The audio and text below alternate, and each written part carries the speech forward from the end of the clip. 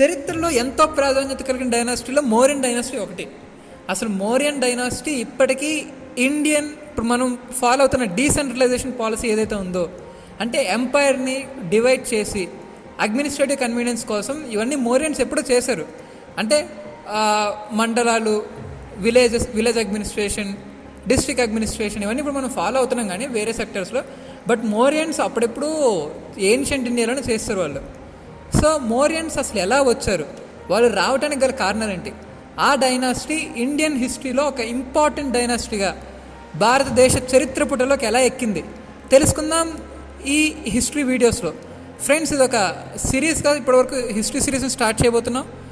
అందులో మౌర్యన్ డైనాసిటీ గురించి ఫస్ట్ చెప్పుకోబోతున్నాం మనం. And let's get into the video. Hi friends, welcome back to అనేహే వేదిక. సో మౌర్యన్ డైనాసిటీ అసలు ఎలా వచ్చిందో ఫస్ట్ చూద్దాం. మౌర్యన్ డైనాసిటీ మామూలుగా మనకి నవనందాస్ వీళ్ళందరూ ఉన్నారు కదా. సో ఏన్షియంట్ ఇండియాలో మొత్తం జనపదాస్, మహాజనపదాస్ ఇవన్నీ ఉండేవి. సో హర్యాంక డైనాసిటీ మనకి మౌర్యన్ డైనాసిటీ కంటే ముందు ఫేమస్ డైనాసిటీ. దాని తర్వాత చాలా డైనాసిటీలు వచ్చాయి, లైక్ శేషనాగ డైనాసిటీ కానీ నంద డైనాసిటీ కానీ వచ్చాయి. అయితే ఈ ఏది కూడా ఎక్కువ కాలం పరిపాలించలేదు. బట్ ఎప్పుడైతే నంద డైనాసిటీ వచ్చిందో, నంద డైనాసిటీలో వచ్చిన వాళ్ళు వచ్చినట్టు ఊరికే ఉంటారా? అబ్బే, అలా ఏం కాదు. ఒకరోజు చాణక్యుని పిలిచి, చాణక్య అంటే కౌటిల్య, సో మనందరికీ తెలుసు ఆయన అర్థశాస్త్రం అనే బుక్ రాశారు, ఆయన పిలిచి అవమానించారు. సో మనందరికీ తెలుసు Kautilya is great scholar. So ఆయన పిలిచి అవమానించడం వల్ల ఒక ప్రతిజ్ఞ చేశారు, నేను ఖచ్చితంగా ఈ రాజ్యాన్ని కూలకొడతాను. ఏదో మనకి జనసేన పవన్ కళ్యాణ్ గారు చేశారు కదా, అధోత్పాతానికి తొక్కేస్తానని. సో ఆ రేంజ్లో ఆ రోజు ఛాలెంజ్ చేశారు.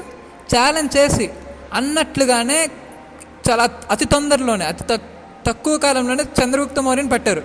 సో ఈ చంద్రగుప్త మౌర్య ఎవరు? మామూలుగా ఏదో మామూలుగా గేదెలు, ఆవులు అలా అడవిలో మేపుకుంటూ ఉన్నారు. సో ఈయనకున్న పైనుంచి కింద వరకు మొత్తం చూసి, ఈయనకున్న స్కిల్స్ కానీ, ఈయన ఫేస్లో ఏదైతే రాజుకు ఉండాల్సిన కొన్ని లక్షణాలు కనిపించాయి, ఆ లక్షణాలను చూసి ఏకంగా ఈయన పిక్ చేసుకున్నారు. సో ఈయన పిక్ చేసుకున్న తర్వాత ఏం జరిగింది, అశోకుడు ఎలా వచ్చాడు, ఇవన్నీ చూద్దాం నెక్స్ట్ వీడియోస్లో. వీడియోని వస్తే లైక్ చేయండి, షేర్ చేయండి, మా అనేహే వేదిక ఛానల్ సబ్స్క్రైబ్ చేయండి. Thank you for watching this.